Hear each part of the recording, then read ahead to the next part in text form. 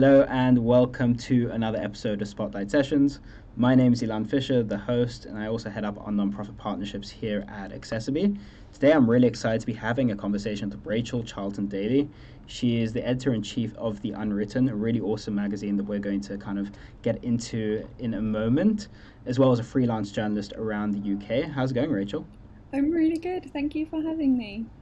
It's my absolute pleasure. And really, the way we got connected is we read about you in the Disability Power 100, which was a list compiled by the Shaw Trust, and really just been connecting with amazing people in the ecosystem in the UK. So, first of all, it's a massive honor to have you on the Spotlight Sessions. So, I kind of just want to get things started by you telling people a little bit about yourself and your background and also your professional and personal journey. Oh my goodness, that is a massive question. I hope you've got a lot of time. So I started out as a freelance journalist in 2017, but I actually have been around doing a lot of things to do with disability and writing and just trying to get into the space and trying to get our voices heard since about 2010. I started my own blog when I was coming out of a really bad, I came out of a really bad mental breakdown. I knew that I wanted to do something to do with disability, but at the same time, I didn't really know what I wanted to do. So I needed an escape from my terrible life. And I decided I was just going to start writing because I've always loved writing. And for years, I did that. I got really great opportunities like London Fashion Week and stuff like that.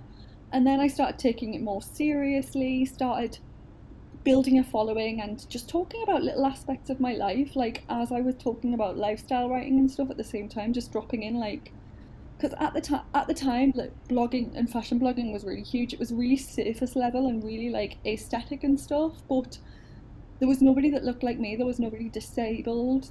Everybody was really white and everybody was kooky, but everybody was really white and thin, and nobody really talked about their actual problems. So I wanted to start doing that, and when I started doing that, I started getting noticed by places like Metro, which is a really big news organisation here in the UK, and they were starting up their online blogging platform in 2017. So I was really lucky to come on board as one of the first bloggers to do that, and it just started escalating, and I started writing about a lot more socially conscious issues that affected disabled people for other platforms as well. And then I decided to go freelance because the blogging world just didn't suit my needs anymore, because it was still very much on a aesthetic level, and it didn't suit my needs. So I decided to just stop doing that and went freelance and started working for everybody else. And it meant I could make money at the same time because I wasn't making any money from my blog and I loved writing. And I thought, hey, I really like writing words. How about you give me money to write words at the same time? And then from that, um, so I was still writing and still writing. And then I was really, oh, so this was still happening, but I probably didn't start taking my freelance career properly serious until I got sober in 2019, because because the pain was so, because I had a lot of undiagnosed pain with my endometriosis, which I only actually got diagnosed this year itself. um, I was using alcohol as a way to get through the pain, and so when I got sober, I reevaluated my life completely, and that's when I decided that I had to start taking account of everything bad that was happening for disabled people, and also that I wanted all these things in my career, and it wasn't going to happen unless I actually made it happen myself. I decided that yes, I was a freelance journalist, but I had to actually take it seriously. So I went hard for it, and then the pandemic happened, which happened to everybody, not just me.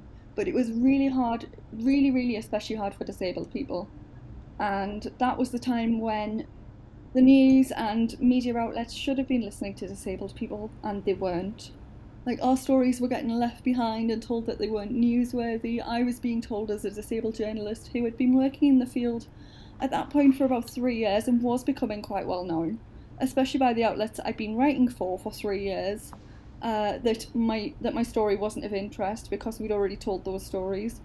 And I was just getting more and more angry that I couldn't get the news out there of things like the drugs that were being used, that were being withheld from disabled people to give to non-disabled. The things like do not resuscitate notices, the things like even things like just disabled people feeling like they have to shield all the time, constantly, just so that non-disabled people can go out and enjoy going to the pub and stuff like that, and how hard and terrifying it was to be disabled. And I was just getting more and more and more and more angry. And my best friend went, yeah, you're not getting these things published, so how about you start a publication? I think she got really, really annoyed one day because she was getting sick of me constantly. And she will gladly admit that she was angry, and she takes all the credit for the Unwritten being started, because it wouldn't have started if she hadn't snapped at me one day and gone, why don't you start one yourself? So yeah, she was the catalyst for me starting the Unwritten. And yeah, the Unwritten grew from the pandemic, but it wasn't just a response to the pandemic. It was a response to all of the times that disabled people have been told we can only be in the media if our stories are super inspiring, or if we delve into our really personal trauma and make that for public consumption. It's a response to being told that our stories aren't interesting. It's a response to being told that we've heard these stories before, and it's a response to being told that you're not believed. We want people to feel like they can be seen and that their stories are worth telling. And there's not enough places that do that unless there's something that the publisher can get out of it. And we're not here for that. We're here to tell disabled people's stories in the way that should be told, without making it like, we're here to tell their authentic stories without making it for the non-disabled gaze. And I personally have never read that, and I know so many other people who have never read that. So we launched officially in October. Was it October or December?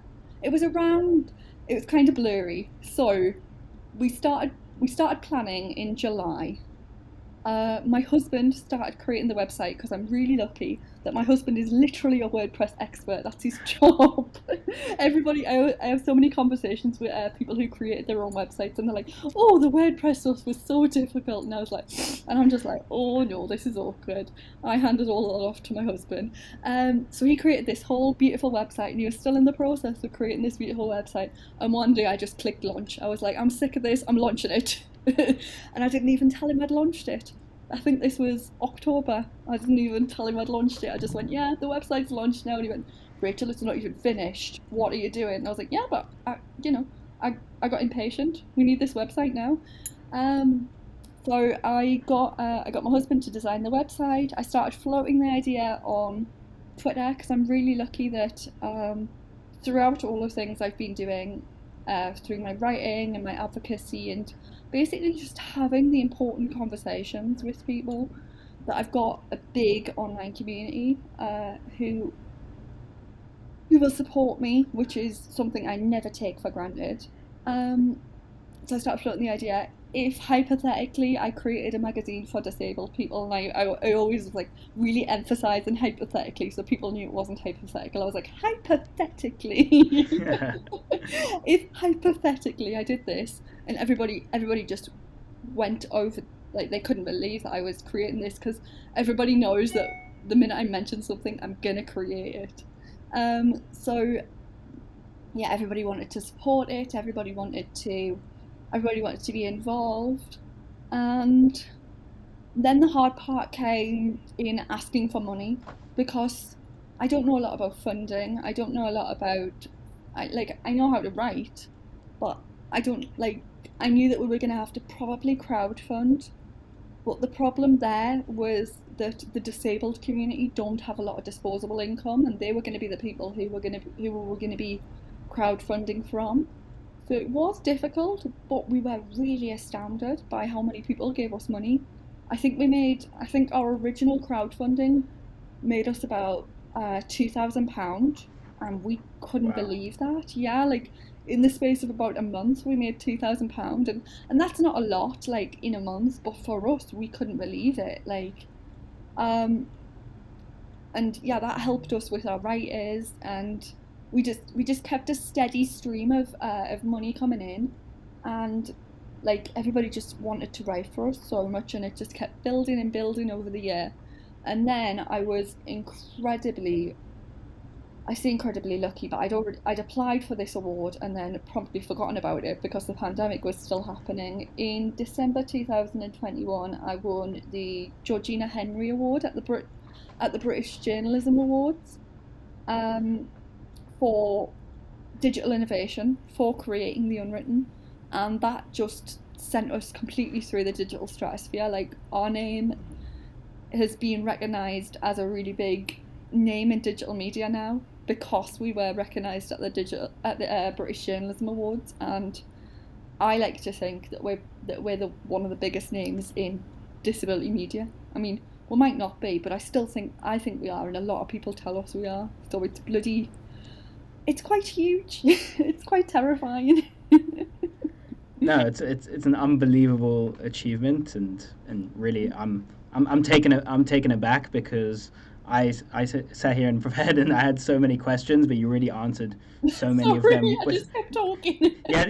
you answered so many of them with really your life story. And what I'm actually really curious to understand is what's been so far the reception to The Unwritten. Have you started seeing there's had a ripple effect on quote unquote mainstream media and the way people with disabilities are portrayed? Yeah. So the reception to the Unwritten has been incredible. Like disabled people have loved it. Like we get messages every day when new stories come out, but also when people just message us telling us, I've never felt this represented in the media. I've never read anything like this. I've never read anything that's for us, and I really feel seen in the community. But also, I get messages from other editors asking my advice, asking if this is the correct use of language, which I would never have gotten a few years ago. I love that. Usually when somebody is publishing something, they'll just publish it and then suffer the consequences if disabled people find it offensive. And also, I'm getting a few requests to create resources for the British media, which hopefully should come out in a few months, just about like how to accurately represent disabled people in the media. And I get asked every so often, like by different people in the British media, like how can I accurately represent this? And it's really exciting, and also even different publications that I wouldn't have expected have started just gradually, slowly starting to change the way that they talk about disabled stories in the media. And I am starting to notice there's a lot less, like, stories are a lot less trauma driven, which is great. Like, that's the one thing we wanted. We wanted a lot less trauma, like, because there'll always be certain sites that do want to use trauma as, you know, especially like when people are writing about personal stories and stuff like that. But I've noticed, and I've gotten the feedback from disabled writers as well, that a lot less places ask them to delve into their trauma, which I think is absolutely incredible. And I really hope that is because of us. I mean, I can't say for definite if it is, but I really hope that is because of us. And if it is, that's just bloody fantastic. And that's so interesting because when I first started getting into the media world, must have been like 6, 7 years ago. One of the best pieces of advice I've ever gotten is, like, somebody said, Ilan, if you're going to interview a musician, ask them about sport. If you're going to interview a sports person, ask them about music or books or whatever, because I think it's always far more interesting to really get to know the person on a broad basis and ask things beyond the quote unquote obvious. So I really like that. I think that's hopefully a best practice that's going to get taken on even past those conversations. And really, you've already mentioned that kind of the media is getting better, but what more can the media be doing to fulfill really accurate representation? Hire disabled people. Make sure that the people behind the scenes are disabled. So not just writing stories about disabled people, but making sure that the people writing the stories are disabled. Because, there's nothing about us without us, and making sure that the thing will be 100 times better if it's written from our gaze as well. And it's not just written for our gaze, but written from our point of view, because we are the ones that are the experts in what we know. And also making sure that it's not just us, as the writers, but from a top-down sort of narrative, so that there are disabled editors, there are disabled subs, there are disabled copywriters, there are disabled people in social media, just giving us more opportunities and making it more accessible for disabled people to get into journalism, because it is still really an inaccessible profession, because there's still so much of it that insists that it has to be office work, even though we're 2 years into a pandemic where people are working from home. They're insisting that we have to go back to offices. In the UK, to get into a lot of offices, you've still got to know shorthand, which is a really outdated language that is just essentially squiggles, and is really inaccessible for disabled people, because I can barely hold a pen, never mind learn how to do a load of squiggles with the pen and remember what all these squiggles mean.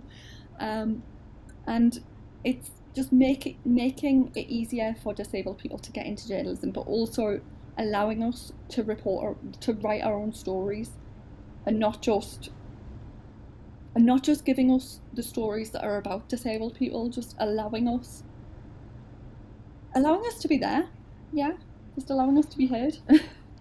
I love that. And then really just the last two questions I want to ask. First of all, are there any other disabled journalists who you think that need more recognition, or that you would love to kind of shout out on this platform, or people that maybe I should be reading, or wider society should be reading and kind of interacting with their work?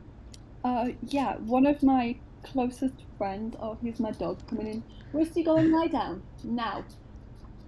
Sorry.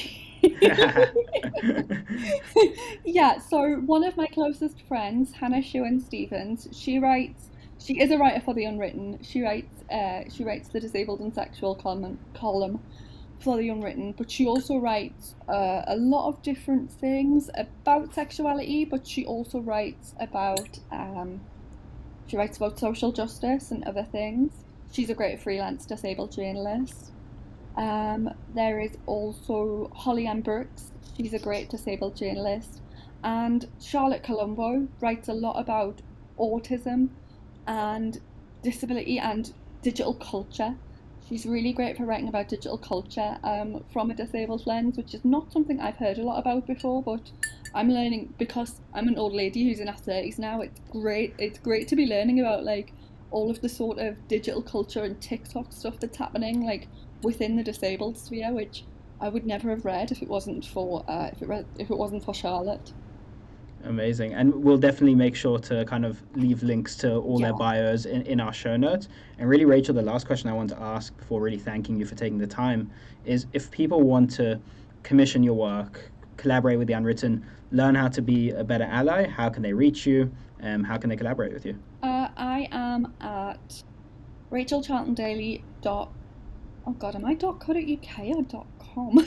I think it's .com, but I can't say that with certainty. Oh my goodness, I am RachelCharltonDailey.com. It's because I'm .com, and RachelCharltonDailey.com. I am Rachel C. Dailey on Twitter. Those are the two best ways to find me. All the ways to find me are on my website. I will be updating my website for things to do with advocacy in the next, whenever I can be bothered to do that. hopefully in the next couple of weeks. And for The Unwritten, we are... Sorry. For The Unwritten, we are theunwritten.co.uk and The Unwritten Pub on Twitter, which was terrible work on our part. We sound like we're a pub and not a publication, but... I was going to ask, that was my follow-up question, are you opening a pub? Is that the plans for 2023? I get that asked that all the time, and it's terrible for a sober person, but no. No, it was terrible work on our part. The person who has The Unwritten doesn't even use their Twitter, which I am raging about. But yeah, we're there, and we have PayPal and Patreon, and all the links are on that. All the links to that are on The Unwritten if you go on the support us page on The Unwritten. And yeah, I think that's everything. If I've forgotten anything, I'll send you links and you can pop that in the thingy as well, because I'll probably get told off for forgetting links to that. But I'm not the one who does the admin on the website, so it's not my job. I love that. And Rachel, I really wanted to thank you so much for taking the time. Massively appreciated your insight, and we're really excited to be interacting more with your work. So again, thank you so much for being a guest in the Spotlight sessions and for all the work that you're doing. And we look forward to the next conversation. Oh, thank you so much.